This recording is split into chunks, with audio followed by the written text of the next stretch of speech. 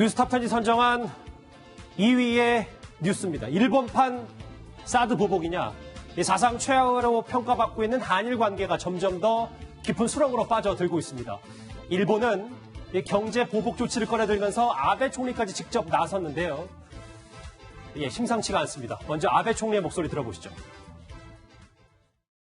今回のサミットでは、自由、公正、無差別、そして開かれたマーケット、公平な競争条件といった自由貿易体制を支える基本的原則につき一致することができたと思います。 저희가 이 주제를 처음 다루기 때문에 조금 더 꼭꼭 짚고 넘어갈 게 있어요. 조수진 부장. 네. 이거의 핵심은 한일 외교 갈등의 핵심은 그 밑바탕에 그러니까 강제징용 피해자 배상 판결이 있는 거 아니겠습니까? 네, 그렇습니다.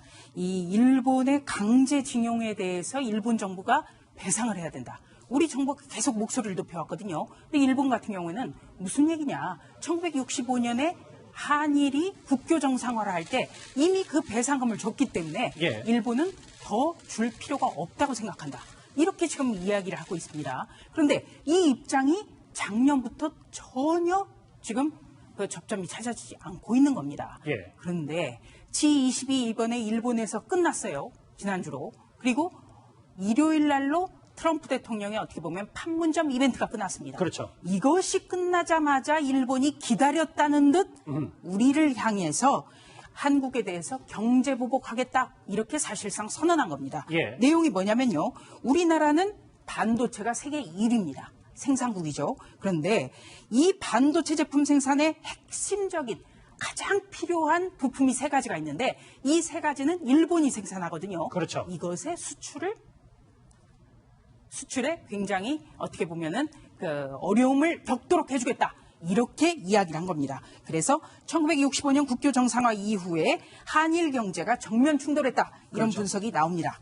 최진봉 교수님, 저희가 이재용 부회장의 얼굴을 여기 있는 이유가 삼성 휴대폰이 가장 큰 타격을 받기 때문이라는 분석이 많아서요. 그렇습니다. 스마트폰 만드는데 중요한 어떤 재료들이라고 할 수 있어요. 특히 플루오린 폴리이미드라고 하는 게 있지 않습니까? 지금 세 번째 있는 건데요. 저거 같은 경우는 90% 이상이 지금 일본에 의존할 수밖에 없고 다른 나라나 우리나라에 생산하는 도 있긴 한데 제품의 질이 떨어져서 사용하기가 어려워요. 특히 지금 삼성이 새로 개발한 기술 중에 하나가 뭐냐면 접히는 휴대전화지 않습니까? 그게 좀 차세대 스마트폰 시장을 장악할 갈로 예상이 되고 있는데 저 접히는 휴대전화에 반드시 플루오린 폴리이미드가 들어가야 돼요. 그런데 저걸 일본에서 만약에 안 주게 되면 재고가 지금 1개월 정도 재고밖에 안 쌓여 있거든요. 그런 상황에서 이제 삼성 같은 경우는 엄청난 타격을 받을 수밖에 없고 이게 이제 저 세 가지가 다 일본에서 지금 수출을 제한하겠다고 하는 세 가지가 다 올레드 TV나 아니면 스마트폰 재료에 아주 중요한 역할을 하는 반도체 소재들입니다. 그 소재들을 일본이 거의 장악하고 있고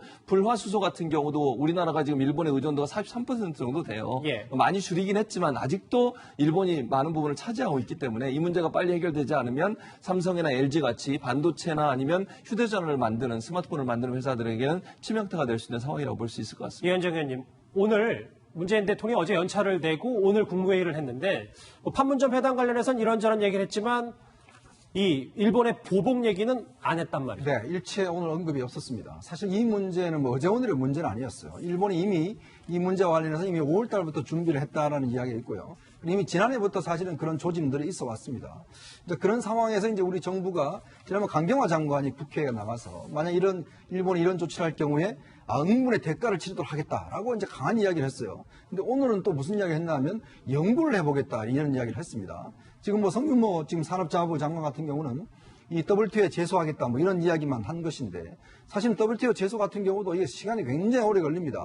사실은 대응책이라고 할 수가 없는 것이고 사실 외교라는 게 현실이지 않습니까? 사실 지난번 우리가 사드를 경험했지만 중국에 그렇게 할 경우 우리가 대응할 수 있는 방법이 없습니다. 이것도 마찬가지예요. 지금 당장 업체들이 다른 나라에서 수입할 수 있는 상황도 아닙니다. 자, 그러면 실제로 우리가 120조 정도를 수출을 하는데 사실 일본으로부터 5천억 정도 수입을 하거든요. 이 5천억 수입하는 거 가지고 120조가 흔들릴 가능성이 있는 것이죠. 자, 그러면 지난번 화웨이 사태가 터졌을 때 우리 정부는 뭐라고 했냐면 자, 기업들이 알아서 대응하라 이렇게 이야기를 했단 말입니다. 자, 근데 이번 문제 같은 경우는 본질적인 원인이 결국 이제 이번 대법원 판결 이후에 예. 일본과의 관계 때문이지 않습니까? 지난번 G20 때도 정상회담도 하지 않았고. 그렇다면 정부가 뭔가 대응책을 내놔야 될 텐데 예. 정부는 묵묵부담입니다. 그러면 기업들은 어떻게 하겠습니까? 살 길을 찾아야겠죠. 자, 그런 상황이다 보면 우리의 넘버 1, 2, 3 기업들이 지금 다들 위기에 직면해 있는 그런 상황입니다. 좀 문제가 조금 심각한 것 같은데, 왜냐하면 저희가 지금 여기 위에 있는 여기군요.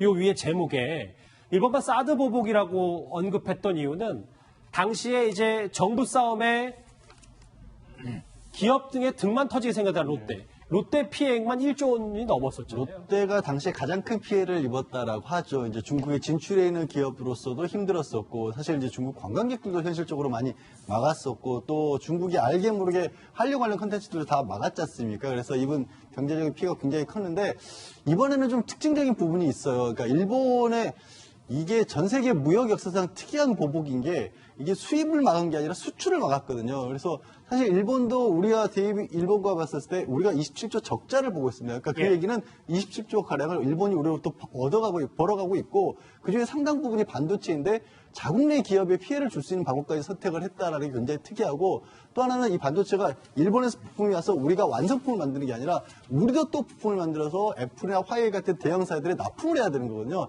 이게 세계 반도체에 연쇄 충격을 줄 수 있는 거라서 어쩌면 우리 기업의 피해가 당장 있는 것도 우려가 되지만 그런 연쇄적인 충격을 세계 무역 질서에 줄 수 있다는 점을 좀 파고들면 해결책이 좀 나올 수 있지 않을까 싶습니다. 사상 초유의 일본의 이런 경제 보복에 대해서도 정치권의 반응도 궁금한데요. 한번 같이 들어보겠습니다. 한일 관계의 미래 악수를 두는 우를 범하지 않기를 바랍니다. 일본 정부의 수출 규제는 자국 기업들에게도 큰 부담을 주는 행위입니다. 반도체 소재 수출 규제의 결과는 자가 당착이 될 것입니다. 대법원의 강제징용 배상 판결이 난 이후 일본 정부는 계속해서 형상 보복을 예고해 왔습니다. 그럼에도 외교부는 이 같은 최악의 사태가 벌어질 때까지 그저 방관하고 있었던 것입니다. 감정 외교, 갈등 외교가 가져온 외교 참사입니다. 저에게는 여당은 일본을 겨냥하고 야당은 정부의 애교가 잘못됐다라고 하는데, 조수진 부장. 네. 지금 보면 WTO에 제소하는 것밖에 방법이 없고 외교 채널도 지금 많이 닫혔다고 하거든요. 네. 윤상현 의원이 과거에 일본을 찾았을 때 한 얘기도 있고, 이거에 이제 정부가 좀 나서야 되는 순간이 온 거 아니겠습니까? 중요한 것은 일본의 태도는 분명히 비판받아 마땅합니다. 예. 네, 굉장히 치졸하죠. 문제는 이런 치졸한 태도가 작년 10월부터 예상이 됐던 겁니다. 맞아요. 작년 10월에 대법원이 강제징용 판결 이후에 계속해서 일본이 반도체 분야 보복 나설 거다. 이런 전망이 작년 10월부터 쭉 제기가 됐습니다만 그동안 우리 정부는 뭘 했습니까? 예. 지난주만 하더라도 외교부 장관이 이렇게 이야기를 했죠. 일본이 보복하면 우리도 가만히 있을 수 없다. 이렇게 얘기를 했어요.